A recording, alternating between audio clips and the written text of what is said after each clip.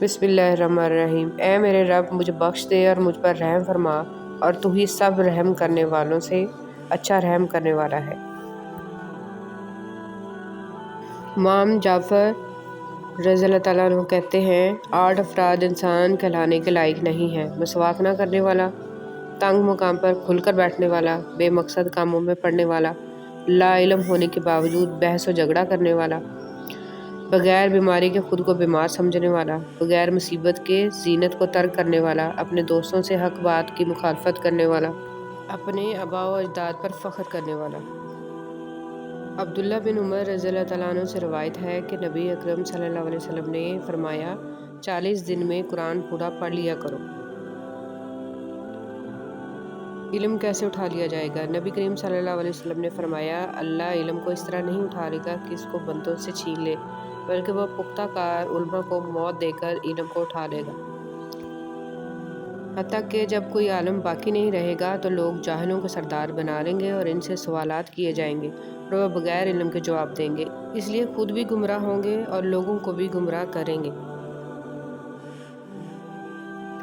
رسول صلی اللہ علیہ وسلم نے فرمایا جنت ناگوار چیزوں میں گھری ہوئی ہے اور جہنم خواہشات نفسانی میں گھری ہوئی ہے۔ مجھے اس پر رحم آتا ہے۔ نبی کریم صلی اللہ علیہ وسلم مدینہ میں اپنی بیویوں کے سوا اور کسی کے گھر نہیں جایا کرتے تھے مگر ام سلیم کے پاس جاتے۔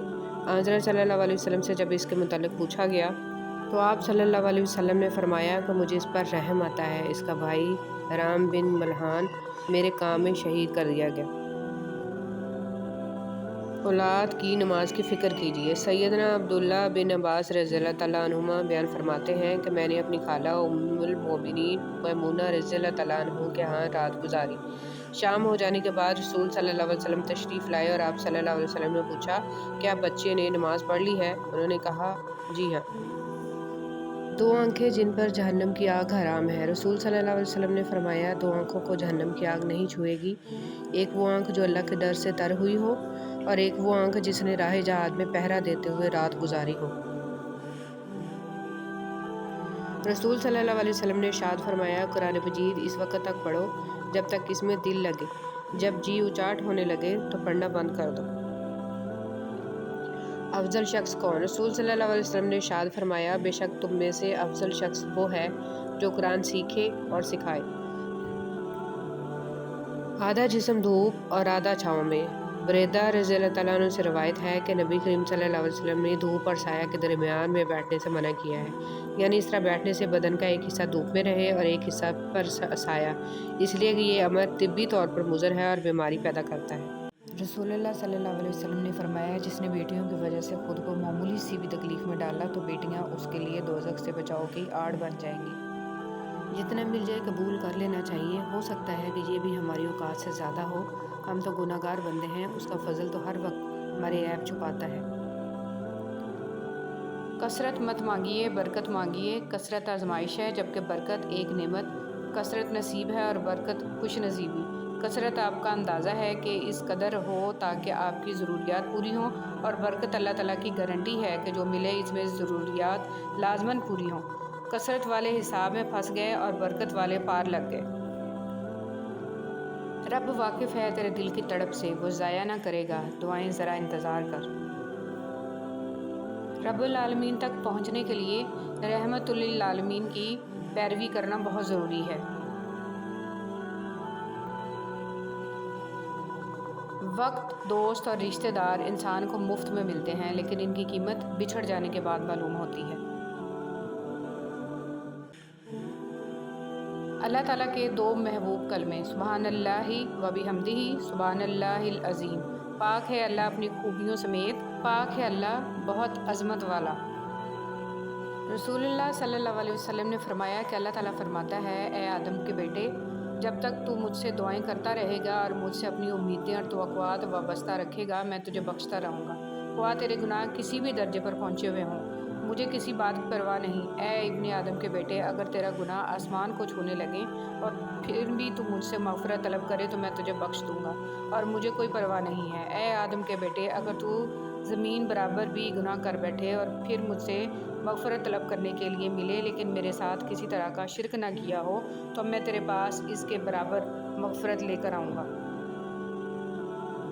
جب انسان چھوٹا ہوتا ہے مجبور ہوتا ہے، جوان ہوتا ہے تو طاقت بھی آتی ہے، پیسہ بھی آتا ہے، اپنی مرضی سے گھوم پھر بھی سکتا ہے، لیکن ایک وقت آتا ہے کہ لکڑی کے سہارے چلنے لگتا ہے، ویل چیئر پر آ جاتا ہے، موت کا شکار ہو جاتا ہے۔ یہ انسانی جسم پر حکومت کس کی چل رہی ہے؟ بے شک وہ اکیلا اللہ ہے، جس نے اس کی بات مانی وہ کامیاب ہو گیا۔ ضروری نہیں کہ کچھ بڑا کریں، زندگی میں چھوٹی چھوٹی نیکیاں کرتے جائیں، کسی کا دکھ سن لیں، کسی کو دلاسا دے دیں، کسی بھوکے کو کھانا کھلا دیں، کسی کو مسکراہٹ عطا کر دیں۔ یہ چھوٹی چھوٹی خوشیاں ہی زندگی کے سمندر میں بڑی بڑی مثبت لہریں پیدا کرتی ہیں۔ رسول اللہ صلی اللہ علیہ وسلم نے فرمایا، جس شخص کے دل میں رائی کے دانے کے برابر بھی تکبر ہوگا وہ جنت میں نہیں جائے گا۔ اس پر ایک شخص نے سوال کیا کہ اللہ کے رسول صلی اللہ علیہ وسلم، ہر شخص چاہتا ہے کہ اس کا لباس اور جوتے وغیرہ اچھے ہوں، تو کیا وہ بھی جنت میں نہ جا سکے گا؟ اس پر رسول صلی اللہ علیہ وسلم نے فرمایا، یقیناً اللہ خوبصورت ہے اور خوبصورتی کو پسند فرماتا ہے۔ تکبر کا مطلب یہ ہے کہ بندہ حق کو ٹھکرا دے اور لوگوں کو حقیر سمجھے۔ ارشاد باری تعالیٰ ہے، اور جان لو کہ تمہارے مال اور تمہاری اولاد ایک آزمائش کے سوا کچھ نہیں ہے، اور یہ یقیناً اللہ اسی کے پاس بہت بڑا اجر ہے۔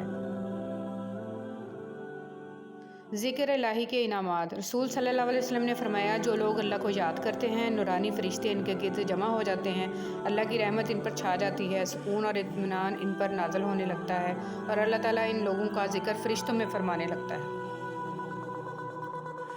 رب العزت کا دروازہ کبھی بند نہیں ہوتا، لینے والے ہی دروازہ کھٹکھٹانا بھول جاتے ہیں۔ اس کائنات میں صرف اللہ کی رحمت کی دکان ایسی ہے جہاں خریداری کے لیے اگر جیب میں کوئی نیکی نہیں تو آپ ہاتھوں پہ چند سکے آنسو رکھ کے جو چاہے خرید لیں، بے شک اللہ بڑا مہربان اور نہایت رحم والا ہے۔ اے خالق کائنات، جن مشکلوں اور پریشانیوں میں ہم مبتلا ہیں تو انہیں اپنی شان کریمی سے حل کر دے، ہمیں دنیا و آخرت کی ذلت و رسوائی سے بچا اور دنیا اور آخرت کی بھلائی عطا فرما، آمین ثم آمین۔